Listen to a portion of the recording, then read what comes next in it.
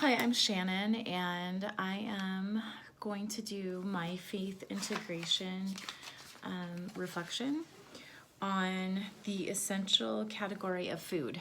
I actually watched the video for the Daniel plan that Rick Warren did about food, and it was a different take than probably what I'm gonna do for it, but it was more along the lines of feeding your food or feeding your body with healthy food, not overeating, making sure that you're eating not processed foods and those kinds of things. More along the lines of people that overeat or obesity or things like that. And my take is going to be a little bit different, and I hope that you bear with me because it's kind of like a long story. But so I started struggling with an eating disorder when I was 14. And I kind of went through binge purge cycles, lots of restrictions throughout most of my life. And even when my children were little, it's been something that I really dealt with almost my entire life. And so I have a different take on food than not needing to curtail eating too much all the time or eating bad food or junk food or those kinds of things. My struggle more is about having a healthy appreciation for food because I've had such awful issues with it for most of my life. And it's really interesting. I work for a behavioral health through Registry, my part-time job, and it's at an eating disorder clinic, ironically enough. And when I was struggling with my eating disorder when I was still in high school, I really desperately wanted to go to a clinic and have full-time treatment, and it wasn't anything that we could really afford.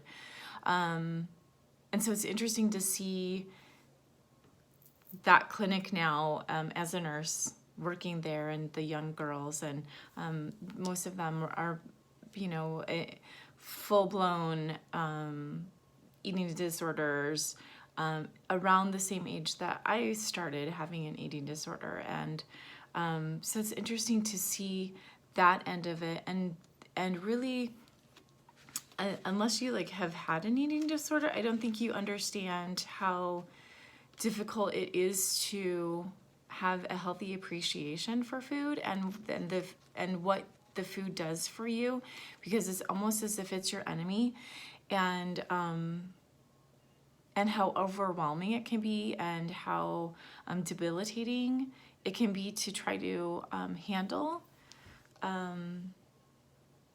being healthy and wanting to live a healthy life, because it's consuming and it's addictive and it's rewarding and it's painful and it's all of these weird emotions and feelings. And so food becomes your enemy, and weight becomes your enemy, and feeling good almost becomes your enemy, because if you're feeling good, then probably your food isn't in balance, or any number of those things. So I kind of wanted to share some verses with you that have helped me in the past, and I hope will continue to help me as I move towards a healthier appreciation for food and what it's done for me, and also having an appreciation for what I've been through, because I feel like, because I've been on the spectrum of very thin, where people were concerned, and I probably needed to be hospitalized, to overweight and bulimic. And so I've kind of been all over the spectrum of restrictive to bulimia, with lots of weight loss, to not average weight or above weight criteria. So I feel like as a nurse, I'm able to meet a lot of needs for people, because I feel differently about food, because I understand the struggle that it can be for someone to choose right choices and to feel good about eating. And so I feel like I'm a better nurse because of that. I certainly think that I have more growth to move forward. But I did want to share some verses with you, and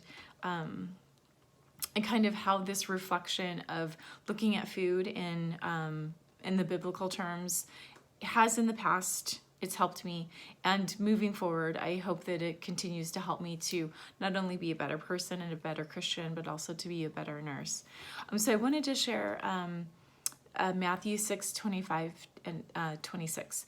Therefore I tell you, do not be anxious about your life, what you will eat or what you will drink, nor about your body, what you will put on. Is not life more than food, and the body more than clothing? Look at the birds of the air.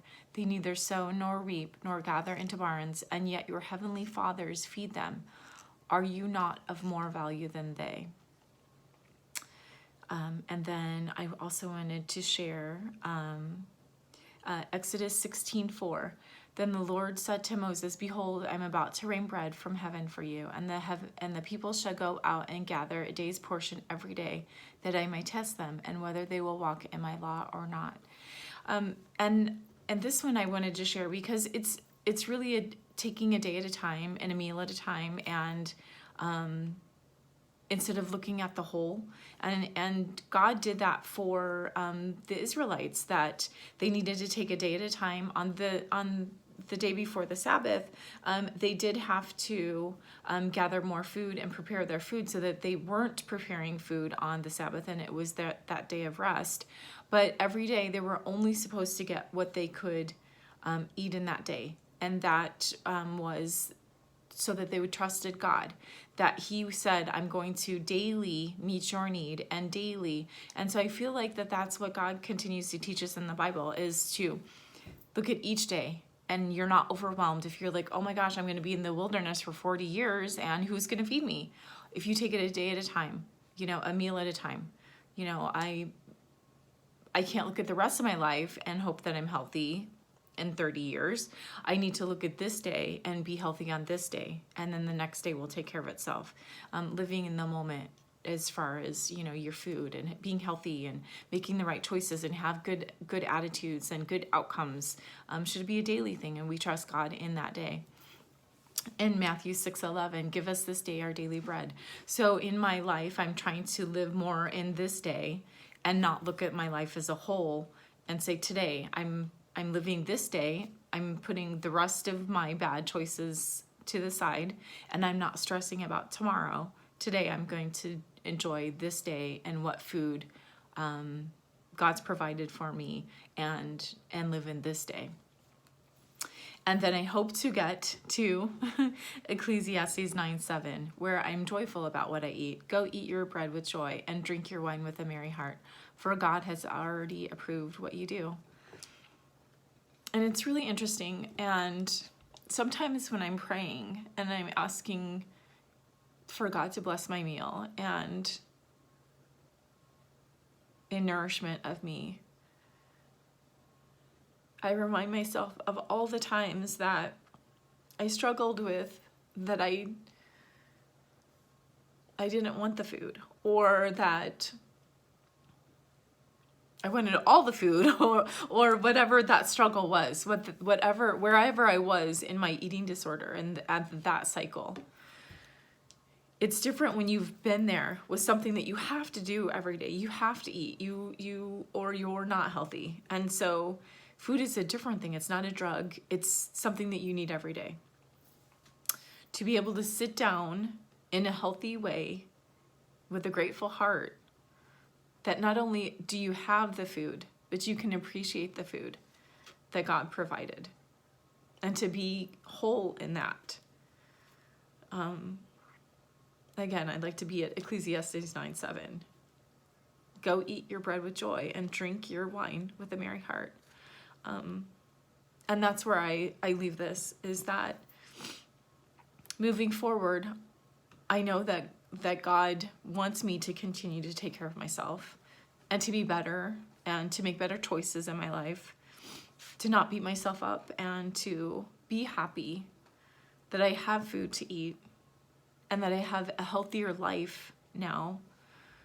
And then to also embrace my past, because I feel like moving forward and in my past, I've been able to meet needs for people that needed someone to understand where they were coming from, because it is a struggle and it is a mental disorder and it's very unhealthy and it's scary and it's awful, and it only gets better through God.